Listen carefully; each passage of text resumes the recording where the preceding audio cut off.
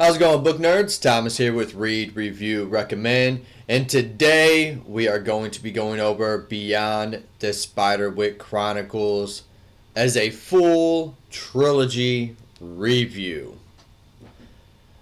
I'm going to start just right off the bat. Congratulations to finishing the work of the Spiderwick world. To Holly and Tony. You did beautiful work. I will have nothing bad to say in this video. I thought this trilogy was just fantastic. Everything with how good the original series was, everything that it was missing was filled in with this trilogy. This trilogy and the Vargas family and the Grace family, because in the ending, in the last book, it does involve the Grace family still. This truly was the finale to the Spiderwick Chronicles. Not just Beyond the Spiderwick Chronicles. This was the ending and the wrap-up, the tie-ins, the emotional depth that was missing in the first one, because I think the age group that they were reaching for wouldn't have been ready for some of the things that were in these ones. But with this one being more of a middle school age range, they were really able to hit on some things. So I just wanted to get that out of the way before we get started, because I really think that they deserve some credit for everything that they've been able to pull off with this. So the plot. We have the Vargas family and the Grace family as they have to figure out the problems of giants coming back and dragons coming back, and how to can kind of configure a plan to solve both problems without everything being destroyed at one time.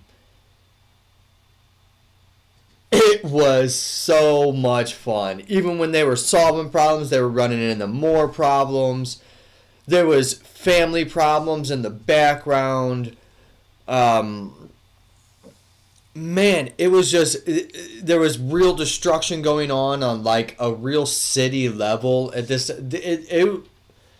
It really had everything that was missing. The level of intensity, the level of emotion, the level of character depth, the level of oh no, oh no, oh no. Just the plot of solving the giant and the dragon problem was so well done, and I loved their version of dragons. I love the Spiderwick fairy universe in general.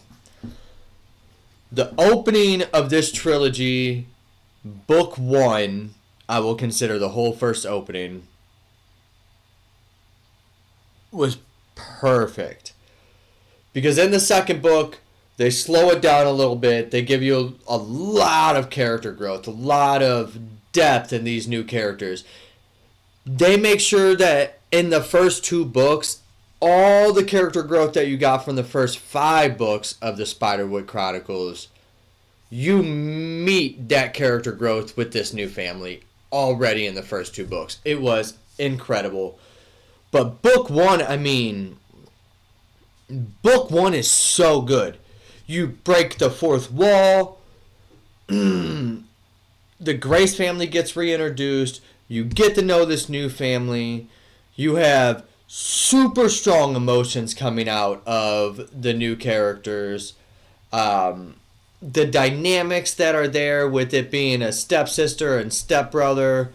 Her kind of taking his room, and his eyes at least, and everything. It was a very, very strong opening. Very strong opening. The world building in this one, you got more world building in this one than you did, or an equal amount, if not more, in this trilogy than you did the first series. the characters that you meet, you get the kind of, you get a lot more of the sense of how they view us and how they interact with each other.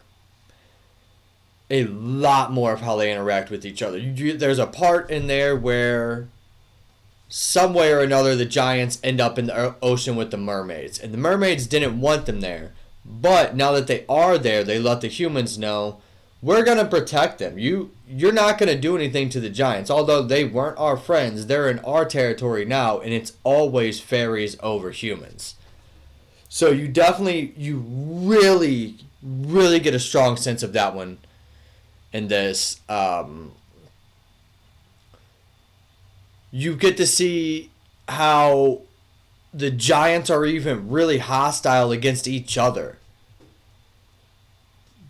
But also, they're almost like the Hulk, where it's like they can be calm or angry, and how they end the series showing the giants kind of being like, hey, job's done, thanks for everything, we're going to go sleep. Yeah, you got a lot of world building in this trilogy. It really was pretty cool. Uh-oh, winter alert. It's going to be cold. The pacing. Okay. I think they showed the masterfulness of their pacing in this one by being so gripping, fast-paced, and roller coastery through the first book, slowing down, having deep character just so much depth in the character growth, and slowing down of the roller coaster into a preview build-up of the last book, and into the last book of it just being pure 200 pages of climax. Was everything that they could have learned from the original series, they showed that they did learn. They improved on, they implemented. The pacing was so good. It really, like I said, they didn't just do the fast-paced at a very good rate. They showed how they could do fast-paced well, do slow-paced well, and then do intensity for a long period of time very well. It was... I would be willing to say that it's going to be hard to find books in this age range that have pacing on this level, with the amount of depth that is also in the pacing. It was crazy. It seriously was. It was very, very well done. And the characters.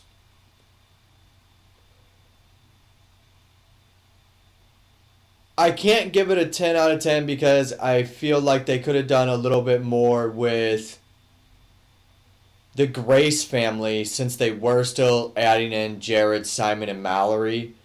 But the growth that you get out of Nick, out of Lori, out of Jules is crazy, especially Nick. The growth that you get out of Nick was incredible. Him alone, if it was only his growth that we were worried about and this was first person, I would be almost willing to say 10 out of 10. But it teeters, because some of the characters are 8 out of 10, some are 9 out of 10s, and then you have Nick at a 10 out of 10. So I'm going to give the characters a 9 out of 10. But man, even with the fairies and how you get to see their loyalty with each other, their bonds as sisters, their bonds as a species, and then their bond as like an overall, like I said, fairies over humans, and what the humans have done to them over the centuries and everything that they still remember. but yet they're still so naive to how big the world is. And you really, really get a sense of that, especially with the mermaid and the Nixies. The giants are a little bit more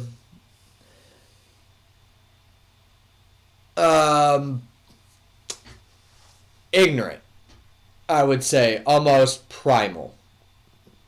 Not a whole lot other than doing what's meant to be done, eating, sleeping, fighting about, just being primal. You know what I mean? Man, yeah. Even some of the new characters in this that are like only like little side characters, like Old Man Jack and Jack's son, are such good characters, man. Like Jack's son comes in at the end almost like an Aragon type character from Lord of the Rings, and it's crazy how good he is in just the short one book that he's in, and he's not even in the whole entire book. He really is that well done. And his dad almost just coming off as this old senile guy, and then through the book you realize that like nah, he understood the mission the whole entire time. He wasn't crazy at all, man. It was, yeah. I love the characters in this one. Lori and her determination, her will of I'm gonna get this done. I am gonna show the fairies and the humans that we can live together, that we can be friends together. We just have to work together. And her determination to always make sure that she stays true to that idealism. And I loved that about her. The writing, like I said, they took everything that they could have learned from the first 5 books and implemented into this trilogy.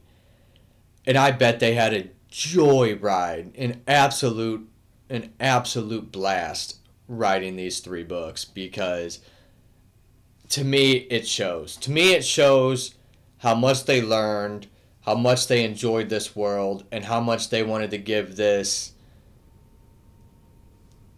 the absolute best send-off that they could give a universe that they had created and that they loved. The writing to me was a 10 out of 10. Honestly, bravo, guys. Like, what you guys did was so well. And the biggest harp that I had on the first 5 was the power system and how you guys made it seem, without changing anything from the first 5 books, but how you implemented it, and not even implemented it, because it was implemented the same, but how you guys made it feel impactful this time. The power system jumped up to a 9 out of 10 to me, and it really was based off of how much better it was written and implemented in words, not in action. As in, there were certain quotes and things said that made you feel like, yeah, you're right. If that wasn't the magic system that was in this universe, could you imagine what would have happened? And it hit me so hard that I was just like, man, that's what I was waiting for the first whole entire 5 books. I'm so happy that they implemented it in this one. I'm so happy that they put these words in there and this phrase in there, and they had this conversation. It put a smile on my face, and like I said, I absolutely loved the fact that they did decide to explain it the way that they did in this one. And the ending. The ending was kind of a masterpiece. The way they ended the first 5 was a masterpiece, and the way they ended these 3 was a masterpiece. I really thought it was going to be. I really did. I had a feeling it was. The last book was so good. Every character gets their part. And even with every character getting their hero part, you still get Nick and Lori.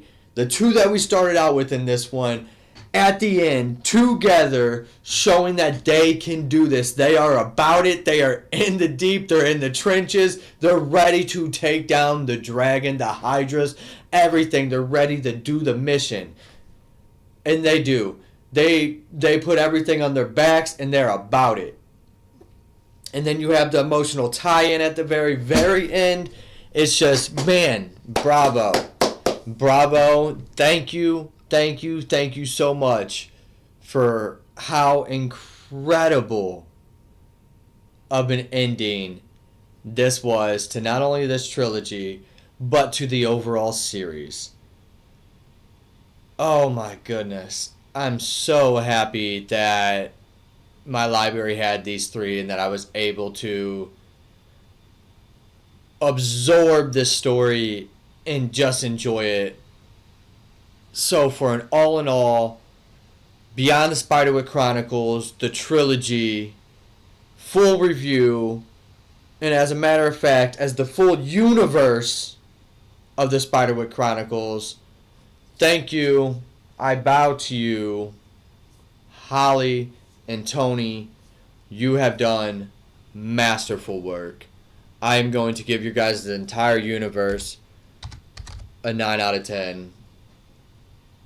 I enjoyed every book, even as an adult reading through these. My kids are loving them as well. If you are a teacher, please put these up on your shelves. It's a magical universe with magical characters. And if you are parents wanting to get your kids into the fantasy world, pick these up, give them a read. I promise you won't regret it. Your kids are going to love it if fantasy is their thing. They're going to love these books. Bravo. Thank you for coming. I do appreciate you joining me on our review of Beyond the Spiderwick Chronicles. I am sad to see the universe go, but I am so happy that I got to enjoy it while it was here. I've been Thomas with Read, Review, Recommend. Y'all keep reading and have a good one. Later.